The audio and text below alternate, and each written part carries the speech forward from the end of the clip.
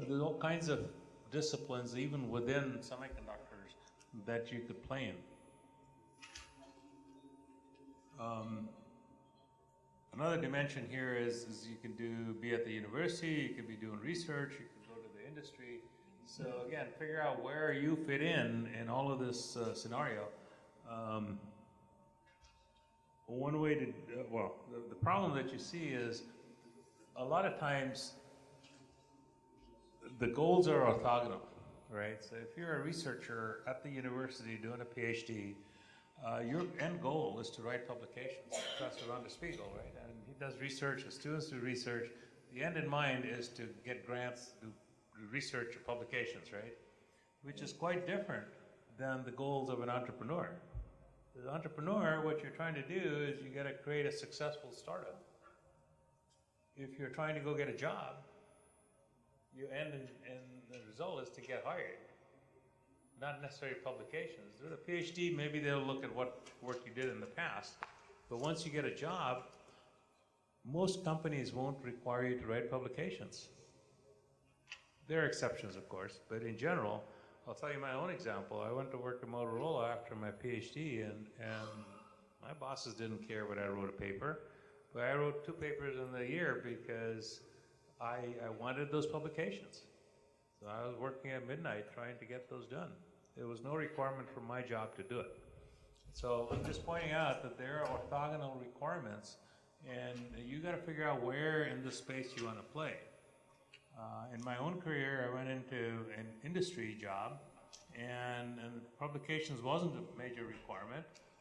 I did some, but different kinds of publications, right? I would do workshops, I would do magazine-type publications, not research publications. But the goal then is to be successful, go up the management chain, whatever your goals are. And I just wanted to show you that model because I think it makes a difference on where you plant yourself in your career development. By the way, if you're a researcher, I said I was going to show you this earlier. Copper and high K were 2 very important developments in the semiconductor process space. To give you an idea, if you were to do a startup, that whole idea was planted in 1984. It didn't get into production until 1997. It took 13 years to get into high volume production. High K metal gate took 14 years. So as an entrepreneur and startup, don't think of doing a startup in a new material. That's not the thing to think about, right? Here's a thought process on the timelines. If you're doing fundamental research or there's new materials or processes, they typically go into an advanced R&D where it gets vetted, make sure it can be integrated in the process, there's no side effects, you got to do some reliability testing, on and on and on. But then you get into technology development and then manufacturing. So it's a long development cycle. Almost anything new that you're doing, you got to have a timeline. Here's an example, though, that the research could take a long time to get to manufacturing.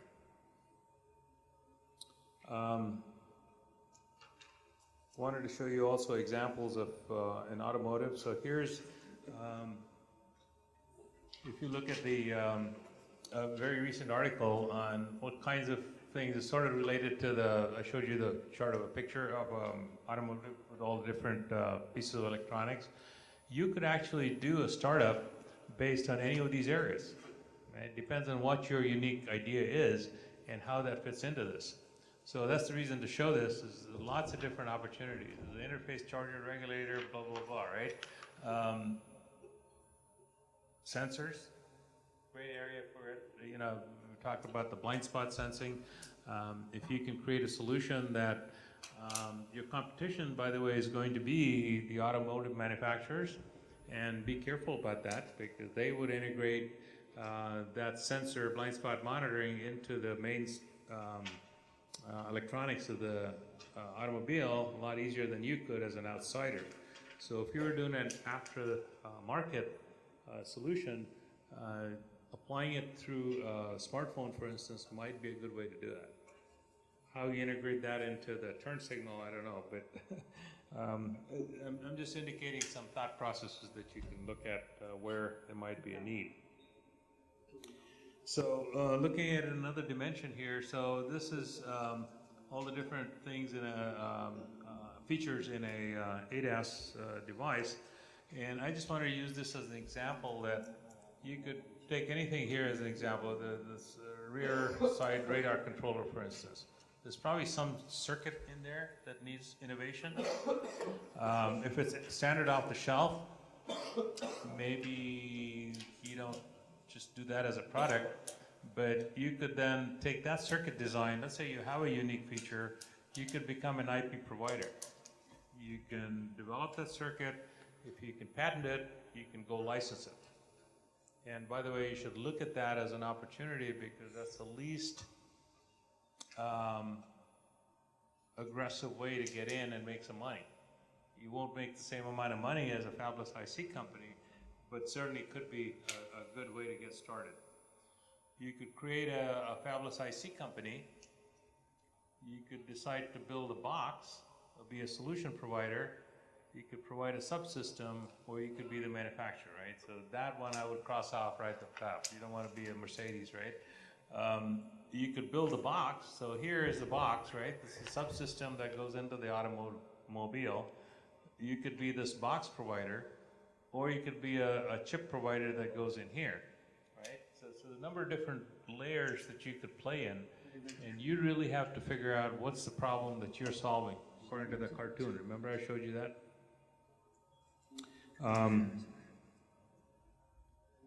My primary suggestions for being startups could be these three areas.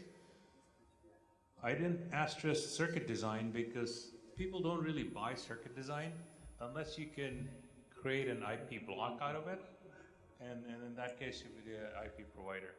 Okay, so if all you got is a unique way to get a circuit design done, by all means write a publication, write a patent application, those are fine.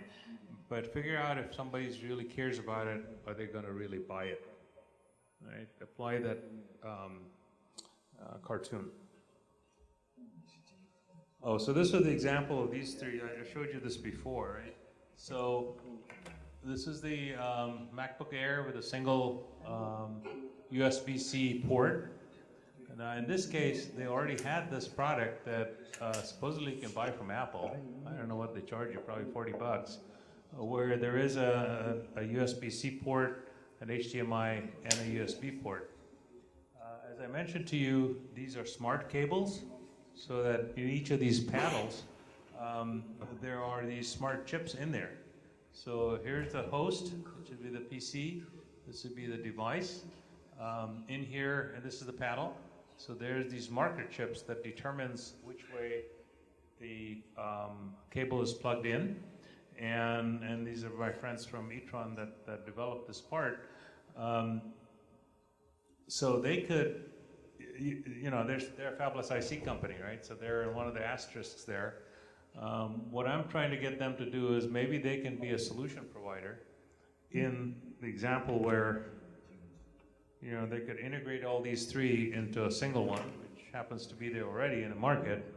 But maybe they have a solution that's a packaging solution, a heterogeneous integration that creates a much smaller panel. Is that something the customer cares about? Maybe. Me as a user, I would care about it. Maybe I can now do 2 sets of these and the same thing in the same volume. So again, you got to think through what your value add would be, but that's how you create possible solutions that the customers might care about. And then you got to look at, can I make it cost effectively? Can I make money? What does it take to get to market? Who's going to copy it? All those things that I was telling you about. So what does all this mean in terms of your skill sets? I would say if you can define your own, I like pictures, right? If you haven't understood yet. So if this is your skill set, you're an analog designer. Look at things that are within analog. There's more disciplines here, right? So Um, let's just stick with analog. So let's say you're an analog designer. Try to understand where that applies, things that are adjacent to what you're doing. Okay, don't want to become a physical layout design expert, right? You want to take that and understand how this gets applied in a analog mixed signal chip. How does that get shipped? You know, so the integration of that circuit design with the chip level, with the package, might be a good adjacent discipline, right? And then the next level up here, how you can integrate that into a multi-chip package, for instance. So expand your skills into adjacent technical areas. That's the key message here. And then, in addition to that, what I would recommend is building what I call soft skills. This means you ought to be able to make the best presentations. Engineers are not so good at making presentations. Learn how to do that. Practice that while you're working at a big company. Make the best presentations. Your boss will be happy. Your peers will be happy. Your boss's peers will be happy. And that's how you promote yourself or make advancements within the company. And by the way, while you're doing it, you're building all the skills that are required to do a startup. Networking, get involved with SSCS or whatever professional organization, meet people. The more they like what you have, the better opportunities that'll create for you. Build the relationships. Program management, by the way, is extremely important. It's really been helpful in my career, is where it lets you look at the adjacent disciplines. If you become a program manager for a product, then it's not just your analog design, but how that fits into the product. You got to build together, bring together experts from different disciplines that are going to make successful shipment of that product. Develop the multidisciplinary know-how. And by the way, having a mentor is a good idea. If you can find somebody that's 2 levels up from you that takes a liking as you're making the presentations, establish that relationship, because a lot of times they can give you guidance that'll help you progress in your company.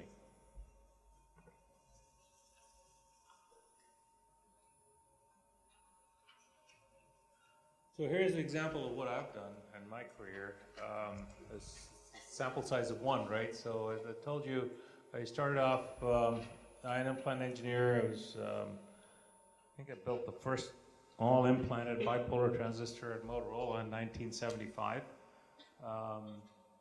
And that was a big accomplishment for me, but I wasn't going to stop there. I looked at what the device characteristics are going to be, with the reliability, how that applies in the rest of the world, blah, blah, blah, right? The modeling characterization, worked on soft skills like program management. I think I was the first, the program manager for the first single chip processor module at Unisys in 1989. So, you know, that was a big accomplishment. It pulled together system people, circuit designers, packaging people, everything had to fit together. Got promoted into engineering management, senior management, ended up running the worldwide design services at Cadence for Silicon Design Services. And by the way, there, we had been a cost center for 20 years at Unisys, and when we got acquired by Cadence, the CEO said, hey, you gotta go make some money. I had all these relationships with the industry people and showed them all our capabilities, and they said, oh, great stuff. And I would say, well, what would you like to buy? Oh, no, you know, that happened 2 or 3 times. I said, wait a second, something is not right here. And so we did a go-to-market strategy, which means just the thing I was talking about. What's the problem? What's our solution? What does the customer really want? And based on all of that, we ended up with 3 product lines. We went from 0 to $30 million in 3 years.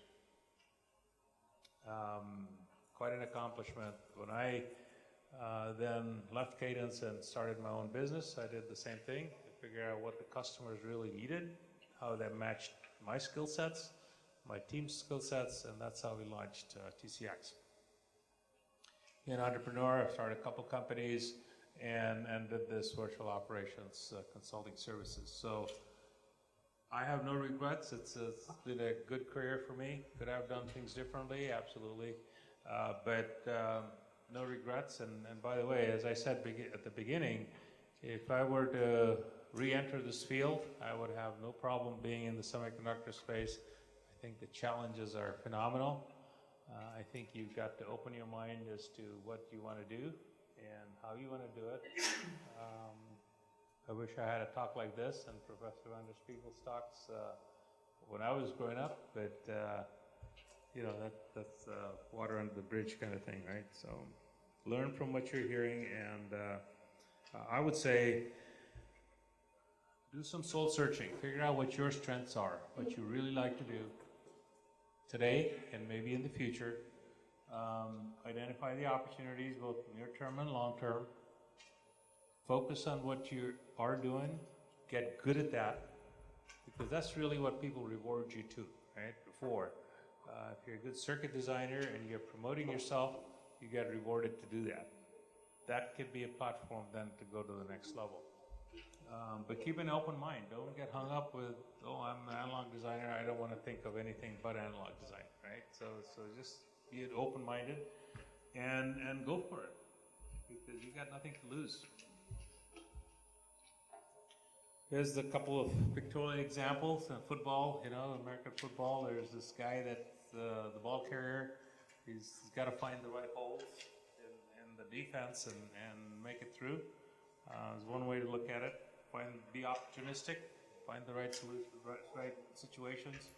And here's a soccer game where you know, you got one little angle here to get the ball in the goal, and that's maybe how your career looks like, right? So I would say overall, I think the industry has been good to me, and I think it's got a great future. At least certainly for the rest of my career, my lifetime, and hopefully for your careers.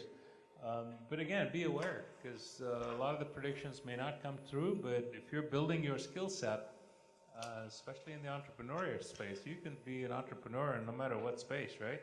In restaurants and start a hotel, whatever, right? So if you got the right basic principles, you can do it. Certainly lots of business and technical challenges. The opportunities are phenomenal, and make meaning out of your career. Good luck. So that's the end of my presentation. What I will do, like I mentioned, if there's somebody that wants to share their idea, I'll be glad to listen, and we can take your feedback and give you some feedback on how you might go about it. Any volunteers? How about the HKUST team? You want to share what your idea is?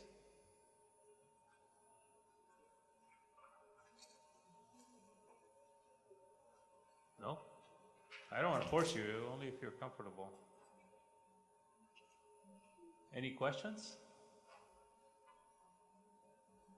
Oh, I finished a little bit earlier, yeah?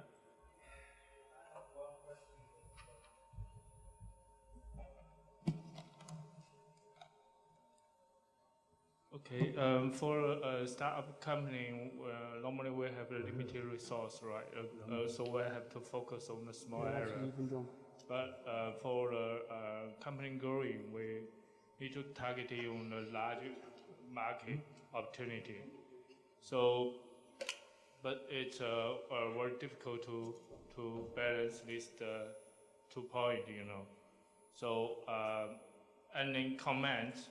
And from your speech, I think the market is the first important thing. It's more important than the technical aspect. Am I right? And then actually, it's very hard to do a startup company if this area is have a large market share. The big company will come in and they will get killed because you can compete with the big company. So it's a lot of question or it, maybe your small team cannot handle at the beginning. So any comments on this? Thank you. So it's a good question. As I understand it, what you're saying is if you're a startup and you create a product, a big company can come and wipe you out. Is that the question, right? So absolutely. So what that could happen, like I said, if it's something that's a good product that has a high volume, expect to have competition, right? So you got to be differentiated. If you're creating something new, you are the first on the market. It's differentiated. You certainly always have a short window before competition comes in. Usually in that short window, you can charge higher prices than when competition comes in. But again, if you're anticipating it, you won't be surprised and you'll be in good shape. I'd be careful about going into a product that directly competes. Let's say you're doing a processor chip that Qualcomm can come in and wipe you out, right? That's not the space to be in, right? Create yourself a niche that a digibag, the example I showed you, who's going to come compete with you? So how you decide what product to build is very important. If you're going head to head with a MediaTek, you're in trouble. I could tell you that even if you're starting to think about it, right? Now, having said that, there are situations where you can create a product that, yeah, maybe MediaTek or Qualcomm can compete with you, but if the volume is not large enough, you can create a niche. You can solve a problem for a niche, and you can position yourself that way, at least for a little time, and then, you know, move on to something else. I don't think that's a reason why you don't do things. I think you got to be smart about it, and you got to get people that can have experience and can provide you the right advice. If you're certainly going after head-to-head with those guys, you're in trouble, right? So, it's a good question, though. Any other questions?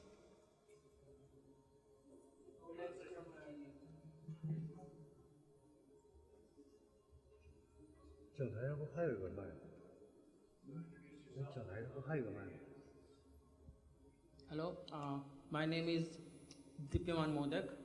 I'm from HQST, but yeah.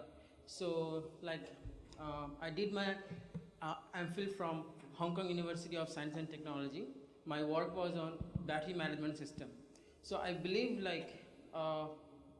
in this era of technology, while the lithium-ion batteries are the most obvious choice because of its high energy density and yeah. So I believe, yeah, I'm a bit nervous actually. Yeah. So you're doing good. Yeah. So so in my MPhil, my work was on how to extract the information of the battery. So I did a chip. I designed a chip to determine the state of the charge of the battery, basically to know the percentage of the battery.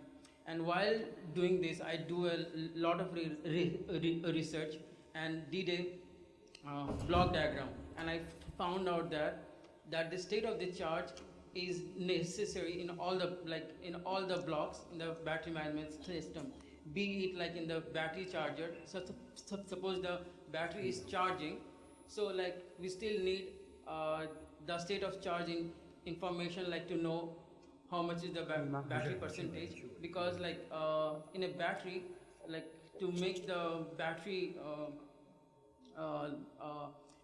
so basically in a lithium-ion battery, it can sustain for a long period of time between a certain percentage of charging and the discharging level. So suppose if you have a battery of 100%, then it can last a longer time, if it is charged till 90%, but and it should be discharged till 20%. So at that point also we need a state of charge. Then when 2 or 3 cells, suppose you want to run a big system, so you need 2 or 3 cells in parallel. So, when a battery is charging, so like. So let me stop you for a second. That's a good idea. So what you're saying is you have a circuit that determines the state of the battery charge, Yes. right? Yeah. So you want to start a business doing this, right? Yeah. No, like my point is like I designed this system, this state of charge system with a 0.35 micrometer process, and in the market there are like this TI and Linear Tech. They're doing it with the help of ADC. But what I did was I just I used a different kind of technique. And there is one more paper who has done this thing, but they have done it 40 nanometer. And what I did was in 0.35 micrometer. And my results, like which I achieved, is not much better, like but better than them, like in some aspects. But my point is like, how can I like sell this thing, because it's just a small portion, like in a big world. Okay, so that's good. Great technical accomplishment, right? Sounds like they're doing it with a 0.4 technology, you're doing it 0.35. They're using ADC, you're using a different technique, which is fine. So technically, let's assume you got a superior solution compared to them. Okay. If you want to make a business out of it,